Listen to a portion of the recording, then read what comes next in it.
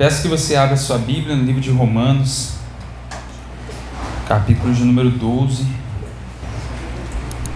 versículo de número 12, amém?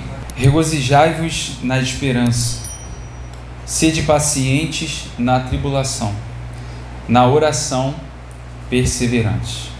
Mais uma vez, todos juntos. Regozijai-vos na esperança, sede pacientes na tribulação, na oração perseverante. Podeis assentar.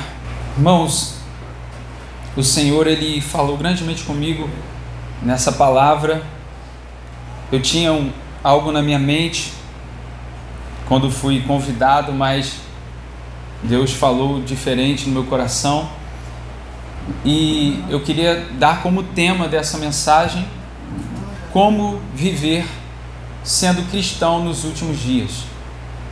Acredito que é propício uma mensagem nesse tema para esse dia, porque como igreja do Senhor que somos, como cristãos, cidadãos dos céus, precisamos entender qual é a melhor forma de viver nesse mundo e perseverar na fé. Viver nesse mundo e ainda conseguir suportar até o fim. Amém? Como viver sendo cristão nos últimos dias? Se a gente parar para analisar na palavra do Senhor, quando falamos sobre últimos dias, em 2 Timóteo, no capítulo 3, essas palavras exatamente desse tipo: últimos dias, sobrevirão últimos dias, tempos difíceis. E ali vai listar o tipo de pessoas que iria existir nesse tempo. Pessoas amantes de si mesmas, pessoas soberbas, pessoas violentas, pessoas sem afeto natural. E temos visto isso, irmãos, todos os dias. Na verdade, todos os dias nós somos bombardeados com informações ruins do mundo. E a palavra do Senhor, em outros textos, como em Mateus 24, Jesus ali aos discípulos falando sobre o princípio das dores, ele vai falar que no mundo haveria guerras e rumores de guerra, que haveria pestes, epidemias, que haveria reinos contra reinos. E tudo isso, irmãos, temos vivido e temos visto nos dias atuais. E como viver sendo cristãos, olhando para esse cenário que se mostra tão desafiador para a nossa vida cristã, para a nossa fé? Uma coisa nós já podemos entender, que sem a graça de Deus é impossível. Sem a presença do Senhor é impossível viver nesse tempo e ainda conseguir preservar a nossa fé, a nossa vida espiritual. Sem estar no Senhor, estamos fadados a uma vida de medo, insegurança, incertezas e angústia. Sem estar com Cristo, irmãos, não terá como a pessoa sobreviver a esse tempo e conseguir perseverar até o fim.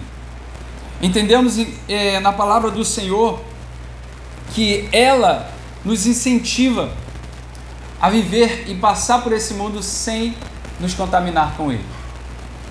A palavra do Senhor, ela nos orienta dia após dia, quando nós meditamos, a como viver nesse mundo sem nos contaminar. E Romanos capítulo 12, verso 2, vai falar para que nós não nos assemelhemos a esse mundo.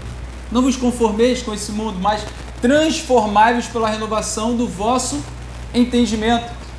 Quer dizer, não se padronizar com o mundo. Eu sempre gosto de fazer a analogia da garça. Quem aqui já viu a garça? Quem mora perto de Valão de Rio vê toda hora, né? A garça, ela é toda branquinha, não é verdade? E ela vive no meio de uma sujeira. E dali ela tira o seu alimento.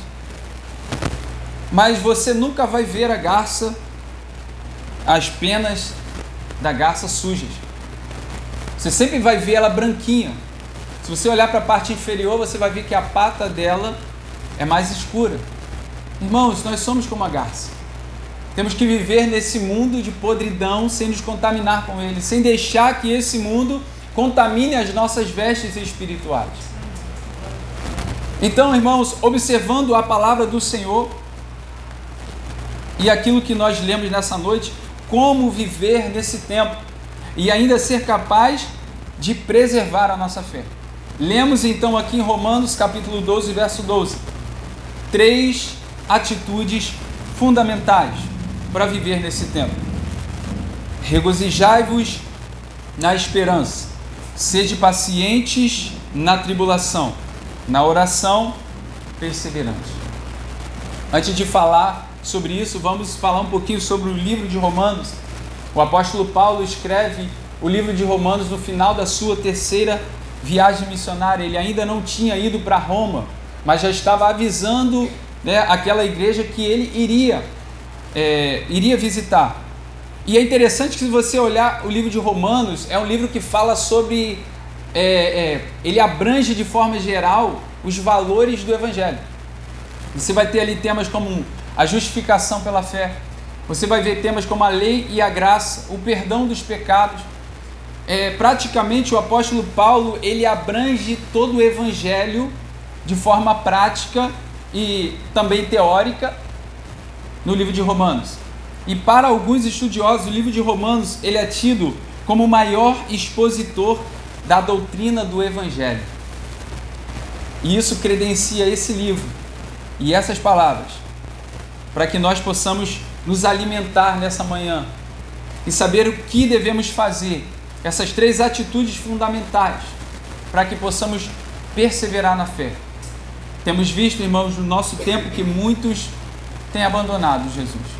Muitos têm deixado a sã doutrina. Muitos, na verdade, têm ouvido tanto o mundo, esquecido de observar a palavra de Deus. São muitos que nós conhecemos que já não estão mais entre nós, no corpo de Cristo.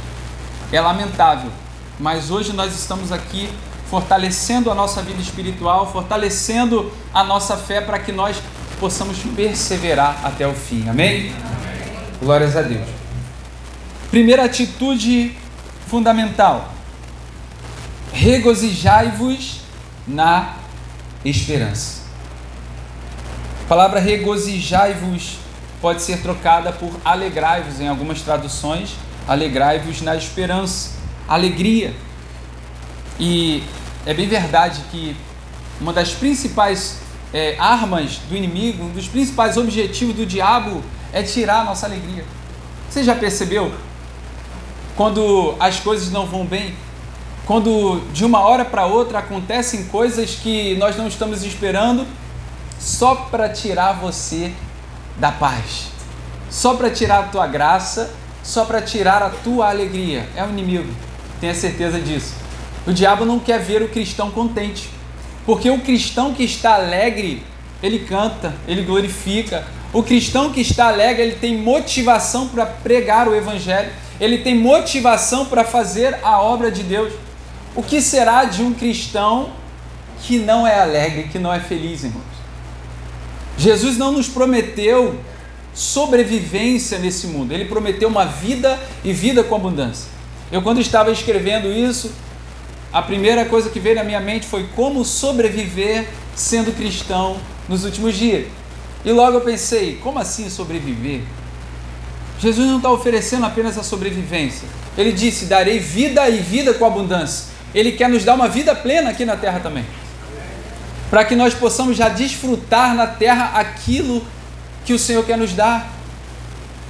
Amém, irmãos? Quem crê assim diz amém. Glórias a Deus. Portanto, precisamos ter alegria na esperança. O que então é esperança, irmãos? Sentimento de espera contínua e positiva sobre o futuro. Olhando para esse mundo, será que esse mundo nos fornece um sentimento de espera contínua e positiva sobre o futuro? Claro que não, né, gente? Do jeito que as coisas estão, quando olhamos para esse mundo, é mais fácil termos o contrário da esperança. O contrário da esperança é a desesperança. E se olharmos para a palavra desesperança, também podemos lembrar da palavra desespero. Irmãos, quem não vive uma vida com Cristo está fadado a uma vida de desespero, porque o cenário ele é totalmente contrário, o cenário é totalmente desfavorável. Mas quando nós vivemos uma vida em Cristo, quando nos alegramos na esperança da glória de Deus, nós descansamos no Senhor, porque sabemos que o Senhor é fiel para cumprir as suas promessas. Aleluia! Como ser alegre em meio ao mundo que vivemos? Se você virar a sua página aí de Romanos 12,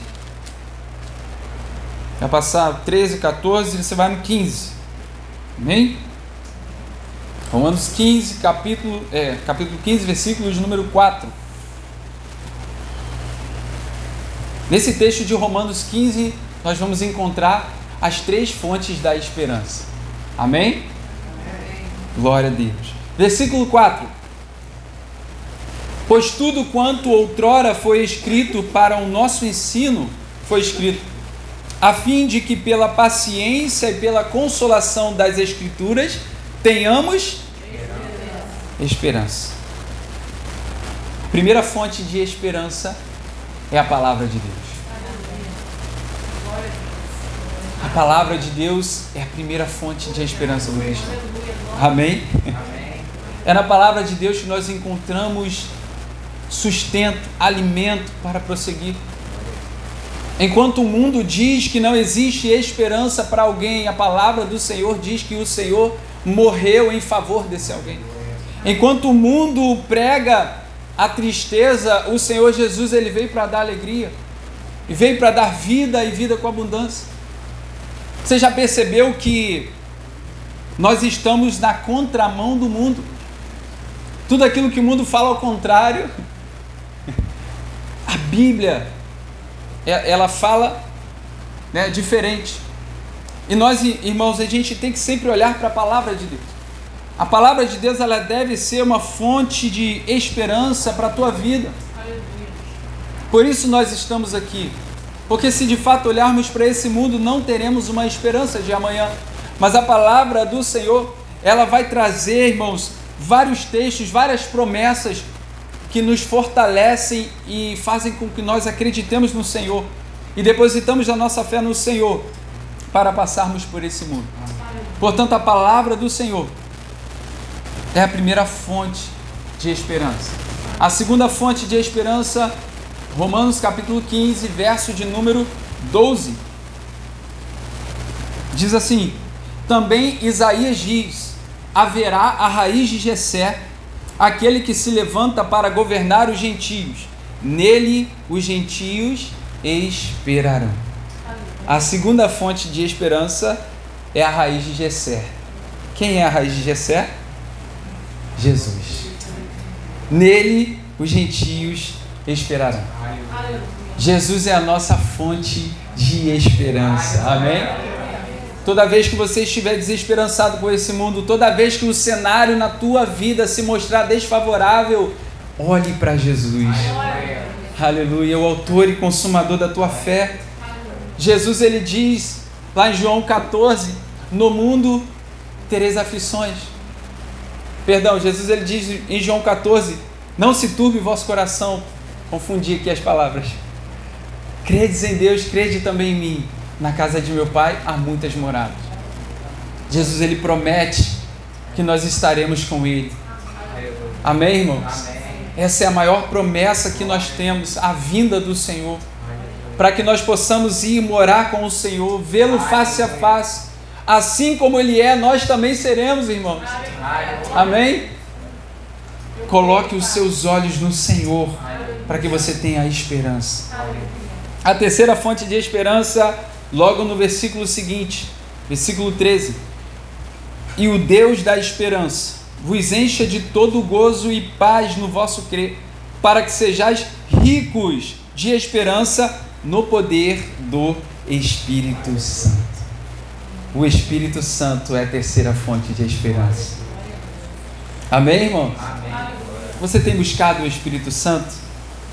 A palavra do Senhor ela diz que Jesus quando estava indo para o Pai, ele disse para os discípulos: ficai em Jerusalém até que do alto sejais revestidos de poder, e recebereis poder ao descer sobre vós o Espírito Santo. O Espírito Santo, então, é aquele que desceu sobre os discípulos e desce sobre a nossa vida para nos conferir poder. Poder para quê, irmão? Para viver nesse tempo, para ser capacitado para pregar o Evangelho, sermos testemunhas do Senhor nesse tempo. E por assim dizer, o Espírito Santo, ele não é uma energia, ele não é uma força, irmão, mas ele é uma pessoa. Nós precisamos receber ele na nossa vida para que ele possa morar dentro de nós. E se o Espírito Santo morar em cada um de nós, seremos ricos de esperança. Não dependeremos desse mundo, não dependeremos de uma situação favorável nesse mundo, porque estamos dependendo única e exclusivamente do Senhor Jesus. Amém? O Espírito Santo, ele é fonte de conforto, ele é fonte de consolo, ele é fonte de esperança. Quando a vida não está muito legal, quando as adversidades se aproximam, o Espírito Santo é aquele que está do seu lado para te consolar, para te confortar. Amém? As três fontes de esperança: a palavra de Deus, Jesus e o Espírito Santo de Deus. Amém? Segunda atitude fundamental para viver nesse tempo sendo cristão: sede pacientes na tribulação. Sede pacientes na tribulação. Quando a gente fala de paciência, um fruto do Espírito, e a gente se pergunta: será que eu sou paciente? Muitos vão dizer: eu sou meio esquentado. É verdade? Mas aqui a paciência, ela está mais ligada ao fato de resistir do que de um momento em que você perde a sua paciência. Obviamente que a palavra do Senhor e o Espírito Santo nos ensinam a ser pacientes nos momentos também. Mas aqui, quando ele diz sede paciente na tribulação, é quando você está enfrentando um problema e você precisa suportar, resistir, perseverar. Tribulação são períodos de sofrimento, aflições, provações e dificuldades enfrentadas pelos fiéis, sejam elas de qualquer natureza, né? Seja na sua vida física, na sua vida sentimental, no seu casamento, ou na sua vida financeira, ou principalmente na sua fé, porque muitas vezes acontece. Irmãos, sede paciente na tribulação. A paciência é o sinônimo da terceira manifestação do fruto do Espírito, que é a longanimidade. Se você buscar o dicionário, longanimidade, vai ter lá tolerância, paciência, firmeza, resistência. Temos resistido, irmãos. A palavra do Senhor, ela diz que aquele que coloca a mão no arado e olha para trás não é digno do Senhor. E muitos não têm resistido, não têm sido pacientes na tribulação. E por que devemos ser pacientes na tribulação? Porque no momento de bonança, irmãos, você não precisa de paciência. Quando tudo vai bem. Agora, quando a tribulação chega na tua vida, você precisa ser paciente. Portanto, se você pedir a Deus: Senhor, me dê paciência, fique preparado, porque vai vir tribulação para provar a sua paciência, para te ensinar, irmão, a ser paciente. Mas não se preocupe, as tribulações, elas são normais da vida cristã. O apóstolo Paulo, é alguém que nós vamos falar agora, passou por muitas tribulações na sua vida. Só que é interessante que o apóstolo Paulo, ele entendia a tribulação não como algo que iria matar a sua fé, não como algo que estava vindo para te punir, mas como algo que estava vindo para aperfeiçoar a sua fé, como algo que era um instrumento de aperfeiçoamento da sua vida. Lá em Romanos, capítulo de número 5, em versículos de números 2 e 3. Se os irmãos quiserem, pode abrir. Romanos 5, versículo 2 e versículo 3. Por intermédio de quem obtivemos igualmente acesso pela fé a esta graça, na qual estamos firmes e gloriamo-nos na esperança da glória de Deus. Olha a esperança aí. E não somente isto, mas também nos gloriamos nas próprias tribulações, sabendo que a tribulação produz perseverança, e a perseverança, a experiência, a esperança, olha a esperança de novo. Ora, a esperança não confunde, porque o amor de Deus é derramado em nosso coração pelo Espírito Santo que nos foi outorgado. O apóstolo Paulo, então, ele entendia a tribulação como algo que ia produzir na vida dele a perseverança, a experiência e a esperança. E ainda que a tribulação fosse tão grande na vida dele, ele poderia recorrer ao amor de Deus. Aleluia. O amor de Deus está derramado sobre a tua vida nessa manhã, meu irmão. Eu não sei se você está enfrentando tribulações na tua vida, mas saiba que o Senhor ele está cuidando de você. Amém, irmãos? Seja paciente na tribulação. Aleluia. O próprio apóstolo Paulo, em Filipenses, capítulo de número 4 e verso de número 12, ele vai dizer: tanto sei estar humilhado, como também ser honrado, de tudo e em todas as circunstâncias já tenho experiência, tanto de fartura como de fome, e assim de abundância como de escassez. Tudo posso naquele que me fortalece. Ele declara então que ele aprendeu a viver nas circunstâncias. Nós louvamos agora, né? Te louvarei, não importam as circunstâncias. Eu acho muito interessante que a gente não combina nada, não é verdade? A gente chega aqui, eu com uma palavra que o Senhor me deu, e os irmãos com um louvor que o Senhor colocou no coração de vocês. E quando a gente chega aqui, o Senhor ele fala assim: meu filho, olha a concordância. Olha como eu concordo o louvor com a palavra, né? O primeiro louvor falando de alegria, de esperança. O último louvor falando de circunstâncias, né? De perseverar nas circunstâncias. E o apóstolo Paulo, ele sabia, ele entendeu como viver, não só na bonança, mas também nos momentos difíceis. Amém, irmãos? Amém. Outro que é tido como o maior exemplo de paciência na Bíblia é Jó. Jó que enfrentou uma tribulação tão grande que talvez nenhum de nós aqui já enfrentou. Jó que perdeu em um dia só a sua fonte de trabalho, os seus servos, os seus animais, pior, os seus filhos, os seus 10 filhos, e ainda foi acometido de uma doença. Irmãos, a vida de Jó é um aprendizado. Os seus amigos que se diziam amigos começaram a criticá-lo, dizendo: Jó, não é possível, você deve ter pecado em alguma coisa para que esse mal tivesse vindo sobre a tua vida. Ninguém acreditava em Jó. Mas a palavra do Senhor, ela diz que Jó, ele não sucumbiu, ele não abandonou a Deus. Ele não sucumbiu ao momento que ele estava vivendo, que ele estava enfrentando. E lá em Jó capítulo 19, verso de número 25, ele vai dizer: eu sei que o meu Redentor vive e que por minha causa se levantará na terra. Aleluia! Jó também sabia, irmãos. Eu fiquei ali imaginando. O apóstolo Paulo sabia, quando ele diz, né, a tribulação, nos gloriamos na tribulação, sabendo que, verbo saber, ele sabia.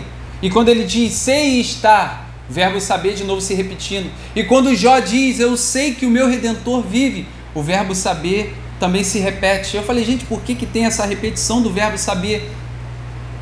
Porque muitas vezes, irmãos, nós somos impacientes porque nos falta conhecimento. Conhecimento de quê, irmãos? De Deus. Porque se você conhecer o Deus que você serve, você vai confiar nele. No meio da tribulação. Portanto, saber, ter conhecimento, discernimento, sabedoria prática. O que tanto o apóstolo Paulo e Jó sabiam, irmãos? Eles sabiam o Deus a quem eles serviam. Eles conheciam o Deus que eles serviam. Será que nós conhecemos a Deus, irmãos? Será que temos procurado conhecer ao Senhor? Uma vez que conhecemos ao Senhor, a sua palavra nos traz a confiança plena para passar por qualquer situação, por qualquer adversidade e circunstância. na nossa vida. Jó não era uma pessoa, por assim dizer, um ET, ou era coisa assim. Jó era um ser humano, né, irmãos? Como cada um de nós. E se a gente olhar, vamos falar assim, não, Jó, poxa, não, eu nunca seria igual a Jó. Não é verdade? Mas se você estiver passando por tribulações na tua vida e você conhecer a Deus profundamente, você terá confiança plena e suficiente para ser paciente no momento da tribulação. Portanto, aquele que não conhece a Deus ou não procura conhecer a Deus, também não confia em Deus. Porque se você conhecer Ele, você vai confiar nele. E aquele que não confia em Deus se torna impaciente diante das tribulações. É interessante que os Salmos de número 34, ele fala sobre isso. Bendirei o Senhor em todo o tempo, o seu louvor estará sempre nos meus lábios. Gloriar-se-á no Senhor a minha alma. O apóstolo Paulo estava falando, gloriando-se no Senhor. Olha como se concorda. Os humildes o ouvirão e se alegrarão. Engrandecerei o Senhor comigo, a todos e todos a uma lhe exaltemos o nome. Busquei ao Senhor e Ele me acolheu, livrou-me de todos os meus temores. Contemplai-o e sereis iluminados, e o vosso rosto jamais sofrerá vexame. Clamou este aflito, e o Senhor o ouviu e livrou de todas as suas tribulações. O anjo do Senhor acampa-se ao redor dos que o temem e o livra. Provai e vede que o Senhor é bom. Bem-aventurado o homem que nele se refugia. Prova do Senhor, meu irmão. Não se contente com uma vida rasa. Não se contente com uma vida superficial. Mergulhe na profundidade do Senhor. Busque conhecer ao Senhor. O salmista ele diz, conhecerei e prosseguirei em conhecer ao Senhor, porque quando nós conhecemos ao Senhor, nós somos capacitados a passar por diversas situações da vida.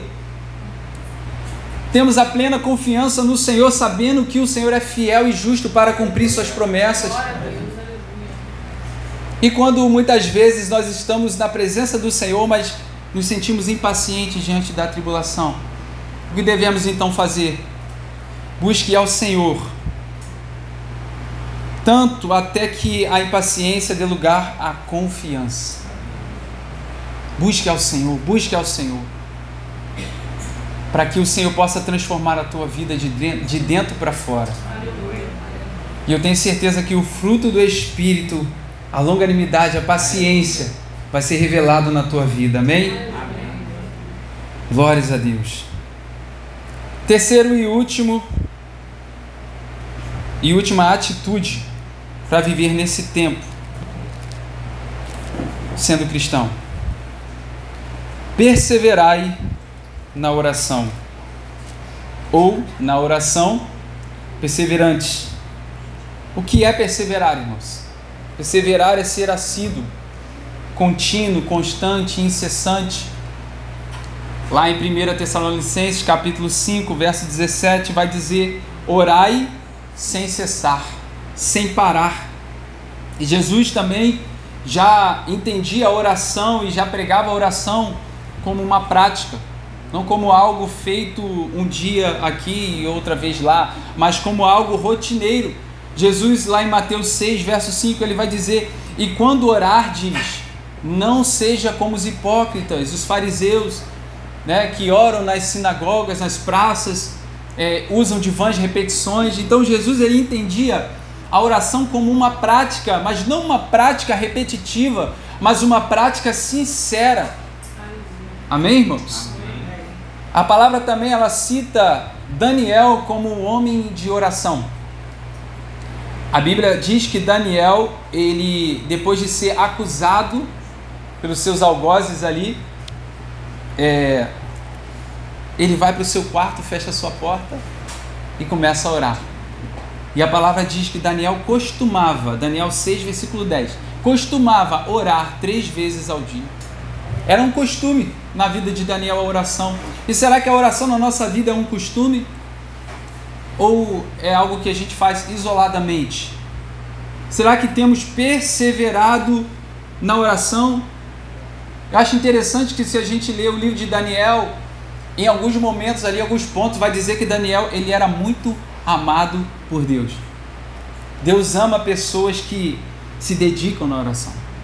Deus ama aqueles que estão ali assíduos, perseverantes, constantes, que entendem o valor de uma vida de oração. E é bem verdade, irmãos, que o mundo do jeito que está, o crente que não ora, ele é como um soldado desarmado na guerra. Ele é como um soldado desprotegido na guerra. Desde o momento em que nós colocamos a nossa confiança no Senhor, nós nos alistamos para uma guerra. E se a oração ela não é uma prática na nossa vida, nós estamos desarmados. Nós estamos desprotegidos. E esse talvez seja o motivo de muitos que são atingidos no caminho e não permanecem. A palavra do Senhor em 1 Coríntios, capítulo de número 10 e versículo de número 12, diz: aquele, pois, que pensa estar em pé, veja que não caia. Quando eu lembrava desse versículo, eu lembrava assim: aquele que está em pé, cuide para que não caia. Mas quando eu li, na verdade não é aquele que está, aquele que pensa que está. O negócio é mais profundo, irmão. Aquele que pensa que está de pé, cuide para que não caia. Como devemos nos cuidar, irmãos? Com uma vida dedicada à oração e consagração a Deus. Como eu disse aqui, sem oração é como um soldado na guerra desarmado, desprotegido. Então a oração ela nos protege, ela nos fornece as armas de Efésios capítulo 6, lembra? Que fala ali sobre as armas do cristão. A oração ela nos mantém em contato com Deus, não é verdade? Que ela nos protege, mas a oração ela também é indispensável para o crescimento espiritual. A oração é aquilo que capacita o crente para viver nesse tempo. A oração é aquilo que nos fortalece. Portanto, em Efésios 6, versículo 10 diz: fortalecei-vos no Senhor e na força do seu poder. É nele que você encontra forças para prosseguir, é nele que você é fortalecido, é nele que você cresce espiritualmente. Amém? Glórias a Deus. Então a oração é um contato direto que nós temos com Deus, por intermédio de Jesus. Ele é um mediador. Nós somos privilegiados, irmãos. Imagine você que no tempo da antiga aliança, somente o sacerdote tinha acesso com Deus. Ele era quem trazia ali as ofertas, né? Apresentava a Deus. O povo não tinha esse contato, e quando uma vez Deus se apresentou para o povo, foi uma coisa assim horrenda. Ao pé do monte começou uma ventania, né? Raios e trovões, e o povo começou a se assustar. Moisés, fala você com esse Deus aí, Moisés. Mas hoje você tem livre acesso. O véu se rasgou e Jesus se tornou o mediador entre nós e Deus. Ele é a ponte, Ele é o caminho, a verdade e a vida. Olha o privilégio que nós temos hoje de dizer em nome de Jesus: e tudo que pedirdes ao Pai em meu nome vos será concedido. A palavra do Senhor, irmãos, que privilégio nós temos de ter esse contato com o Pai. E quando eu estava escrevendo esse esboço de pregação, logo lembrei daquele louvor que talvez alguns aqui conheçam, outros não. Para quem não sabe, eu sou da Igreja Assembleia, canto muito a harpa cristã, e na harpa cristã, número 77, tem o louvor Guarda o Contato. Vamos cantar um cadinho?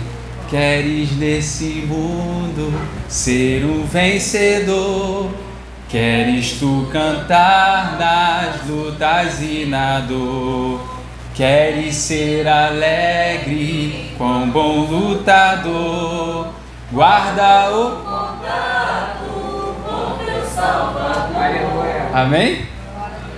Glória a Deus. Se a gente deixar, vamos embora. Queres desse mundo ser um vencedor, irmão? Você quer ser vencedor desse mundo? Quer passar pelas lutas, pelas tribulações, sendo paciente? Amém? Então guarda o contato. Guarda esse contato com o teu Salvador. O que é guardar, irmãos? É esconder. É colocar em segurança. É não deixar que nada atrapalhe, nada interrompa. Que nada cesse o teu contato, a tua oração, o teu momento com Deus no teu lar, na igreja, aonde quer que seja, irmãos. Que nada atrapalhe. Glória a Deus. O que tem interrompido a nossa conexão com Deus, irmãos? O que tem feito com que nós deixemos de orar, deixemos de buscar, deixemos de sentir a presença do Senhor? Será que é o tempo? Muitas vezes colocamos a culpa no tempo. Ah, mas eu não tenho tempo, eu trabalho muito. Será que são os afazeres? Será que são os prazeres carnais? E quando a gente fala de prazeres carnais, muitas vezes as pessoas pensam que já pensam no pecado, né? Propriamente dito. Mas muitas vezes, irmão, os prazeres carnais são as coisas mais simples, como assistir um filme, né? Um jogo de futebol, como muitas vezes fazer qualquer coisa que alimente a sua carne. Prazeres carnais. Será que é o cansaço que tem nos vencido? Será que é a frieza espiritual? O que tem interrompido a nossa conexão com Deus, o nosso contato com Deus? Seja o que for, irmãos, que tem interrompido o meu contato com Deus, que nessa manhã nós possamos romper com isso. Aleluia. Que nessa manhã nós possamos dar um basta nisso e dizer: Senhor, eu quero dar mais do meu tempo para Ti. Aleluia. Senhor, o Senhor é mais importante na minha vida do que qualquer outra coisa. Aleluia. Que possamos de fato guardar o contato com o nosso Salvador. Que possamos de fato guardar o tempo de oração, ter uma vida de oração. Porque a vida de oração é a chave para vencer nesse mundo, irmão.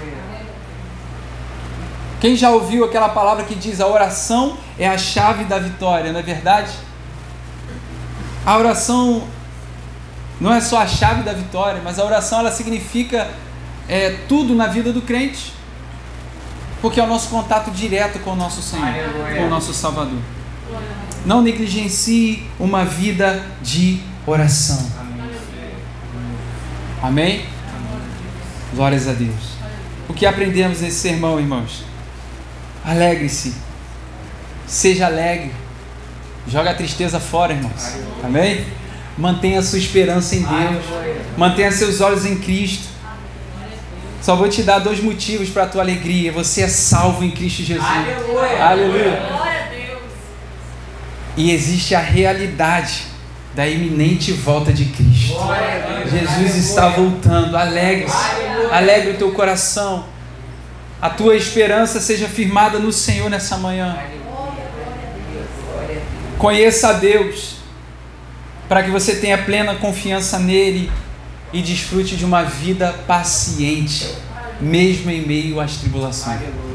Desfrute da paz que excede todo entendimento, em meio às lutas, em meio às circunstâncias. Conheça ao Senhor, busque ao Senhor e, por fim, ore todos os dias, para que você tenha uma vida abundante, experimente a boa, agradável e perfeita vontade de Deus. Amém?